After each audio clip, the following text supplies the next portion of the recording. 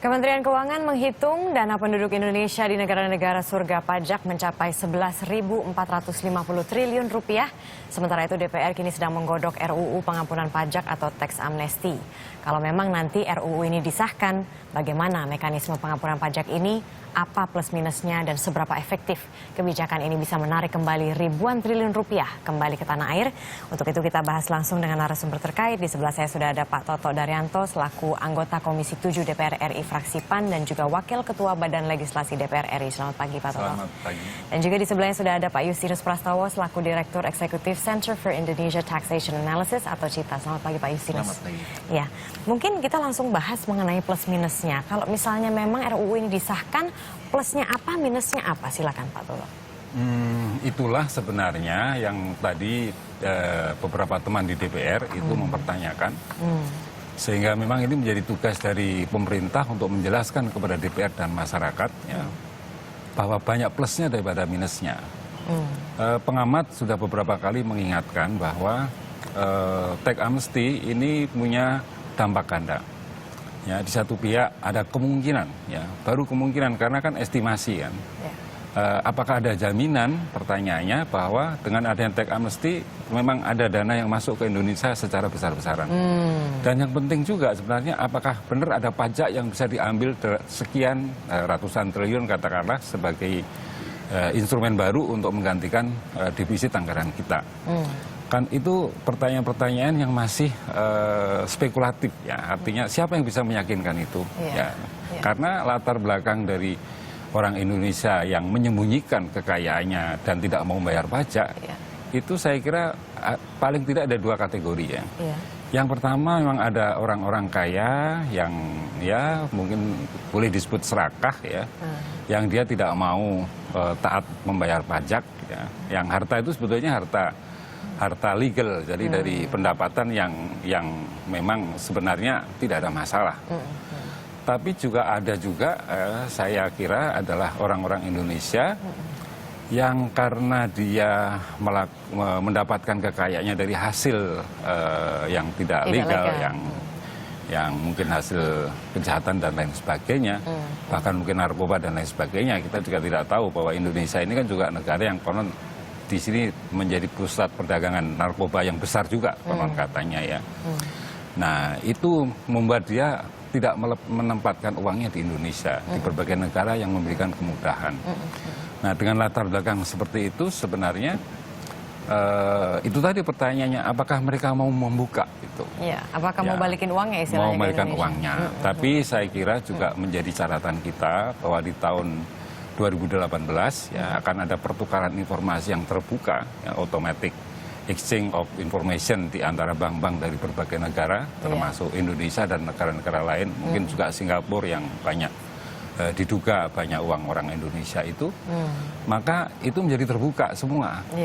Jadi ya disitulah saya kira harus dijelaskan oleh pemerintah, walaupun posisi PAN sebetulnya kan pada dasarnya mendukung ya, karena tujuan dari RUU Tax Amnesty yang disodorkan pemerintah ini adalah peluang untuk mendapatkan gain ekonomi sekian gitu ya. Betul. Nah sekarang sekiannya itu berapa itu pertanyaannya, karena dampak yang lain juga bahwa bisa jadi tax amnesty ini nanti kita lihat dulu isinya, makanya itu juga penting dalam pembahasan. Saya kira bukan hanya setuju dibahas, tapi apa isi dari materi tax amnesty itu, bahwa selama ini banyak warga kita yang sudah taat pajak ya.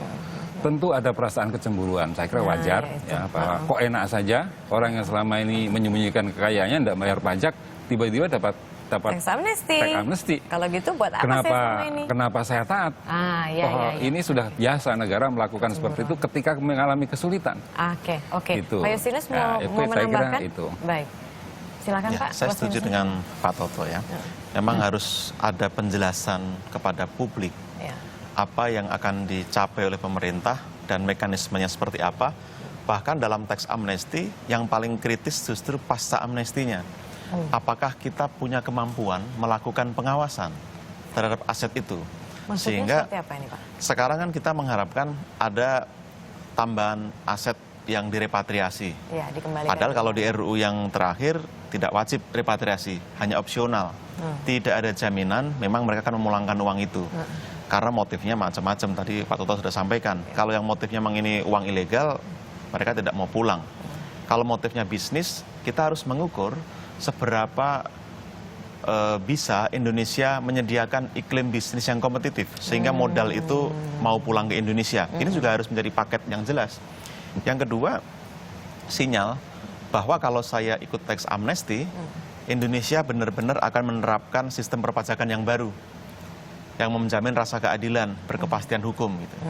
Lalu insentif, saya setuju tadi Pak Toto sampaikan, bagi yang sudah patuh harus di-maintain. Jangan sampai secara psikologis malah ke depan mendorong ekspektasi orang untuk tidak patuh, karena toh nanti akan ada pengampunan pajak lagi. Berarti bentuk insentifnya seperti Insentifnya apa? itu bisa diberi moratorium, misalnya tidak akan diaudit selama 3 tahun ke depan, atau diberi perlakuan tarif yang khusus, atau diberi insentif lain berupa pelayanan yang lebih baik sebagai golden taxpayer gitu misalnya. Tapi intinya memang harus ada pembedaan. Nah, saya akan melihat secara berbeda. Justru dengan tax amnesty sebenarnya kita punya potensi memberi rasa keadilan. Kenapa? Selama ini kan mereka menaruh uang di luar negeri, tidak pernah bisa kita pajaki, tidak bisa kita kejar. Dengan ikut pengampunan, kita punya kesempatan untuk mengawasi mereka, punya kemampuan mengawasi mereka. Artinya akan diperlakukan sama dengan wajib pajak di dalam negeri.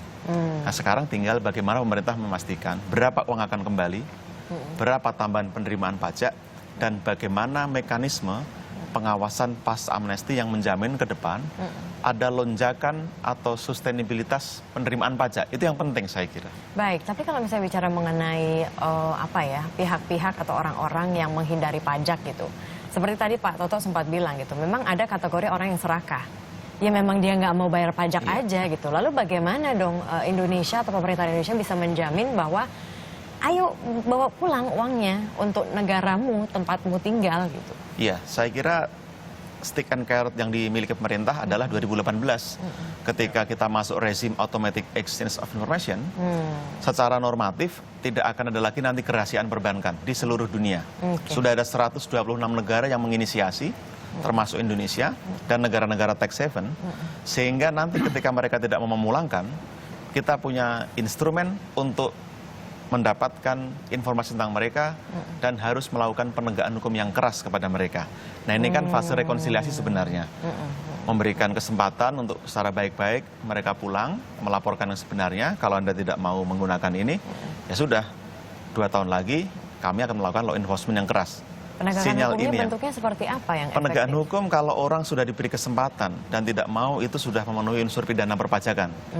Jelas di Undang-Undang Pajak, dia akan dituntut pidana sampai 6 tahun dan denda 4 kali pajak terutang.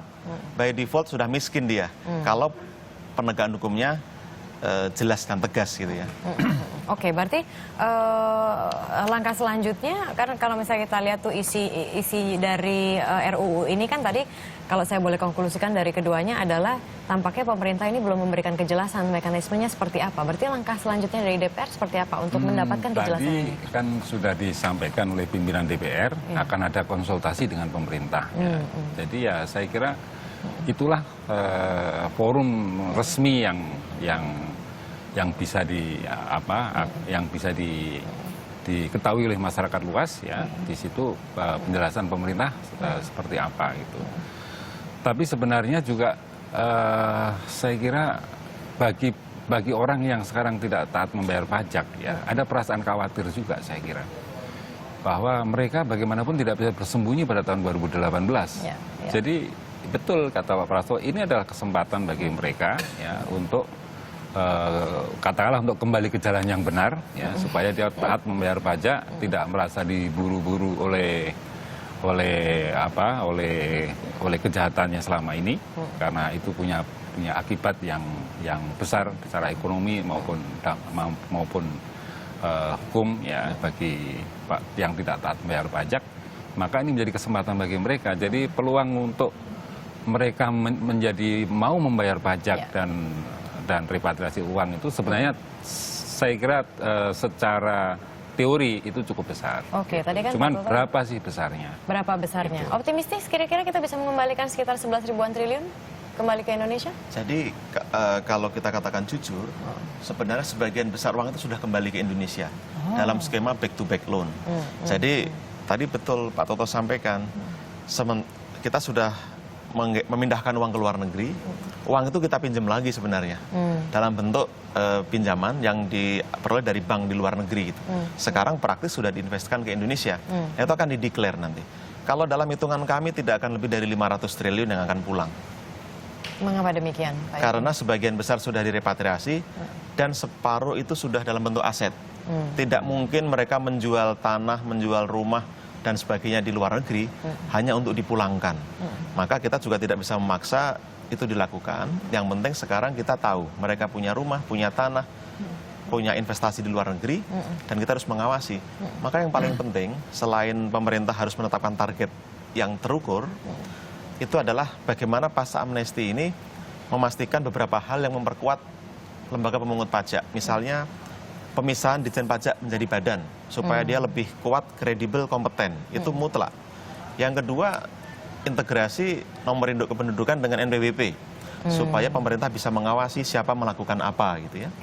Lalu yang terakhir, koordinasi antar lembaga penegak hukum dan lembaga keuangan. Sekarang ini kan masih jalan sendiri-sendiri. Ya. Tantangannya sekarang seperti PPATK, OJK harus memberikan feeding ke Ditjen Pajak supaya bisa melakukan pemungutan pajak yang lebih baik dengan data yang akurat.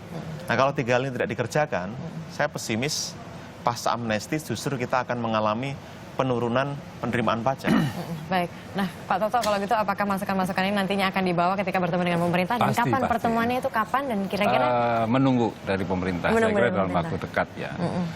Dan mungkin juga menjadi tambahan catatan kita ya bahwa sebenarnya kan sudah banyak negara yang melakukan tax amnesty. Kita bisa belajar dari pengalaman beberapa negara, baik yang berhasil maupun yang ya kita sebut gagal ya. Mungkin India bisa disebut salah satu negara yang sukses dalam melaksanakan tax amnesty, karena setelah kebijakan itu ekonomi India itu tumbuh dengan pesat. Kemudian Filipina termasuk negara yang gagal saya kira ya dalam menerapkan tax amnesty. Nah, Indonesia ini kira-kira dekat dengan yang mana? Ya, kalau saya lihat-lihat kayaknya agak dekat dengan Filipina. Jadi ada kekhawatiran juga ya bahwa tax amnesty yang dilakukan di Indonesia ini dampaknya tidak akan menimbulkan pertumbuhan ekonomi yang besar bagi Indonesia. Nah, itu yang saya kira. Sebetulnya kalau misalnya DPR nanti, ya itulah. gol atau gagol nih Pak Toto? Nah, itulah pemerintah yang mesti harus bersama-sama DPR, ya, benar-benar menjaga supaya pengalaman berbagai negara tadi itu tidak terjadi di Indonesia, terutama yang gagal tadi. Baik, singkat saja Pak Justinus, berarti baiknya gol atau tidak gol? Kalau menurut saya sekarang kita dalam posisi no point of return. Karena semua sudah menunggu. Wajib pajak pun sekarang menunda pembayaran pajak. Investor menunggu kepastian, semua menunggu. Nah, sekarang yang penting adalah kita berharap, saya percaya DPR tidak akan membarter ini dengan apapun. Karena ini semua kepentingan nasional. Dan DPR dimohon untuk memasukkan klausul-klausul yang memang penting tadi untuk mengunci supaya memang dipastikan tax amnesty tidak dibuncengi kepentingan sekelompok orang, tapi untuk kepentingan nasional. Kalau tidak jalan, yang saya khawatir uang-uang tetap di luar negeri, tidak bisa kita manfaatkan. Yang sektor informal pun juga tidak akan bisa terintegrasi dalam ekonomi formal. Dan kita akan mengalami kerugian yang lebih besar, saya kira. Baik, berarti tax amnesty, RUU tax amnesty memang baiknya digolkan dengan poin-poin yang tadi sudah disebutkan. Oke, baik, terima kasih Pak Justinus dan juga Pak Toto sudah hadir di sini. Nah, berikutnya kita akan bicara mengenai Pekalongan yang terkenal sebagai kota batik sejak abad ke-18. Seperti apa perkembangan batik di sana? Kita akan hadirkan potret Indonesia sesaat lagi di Indonesia Morning Show.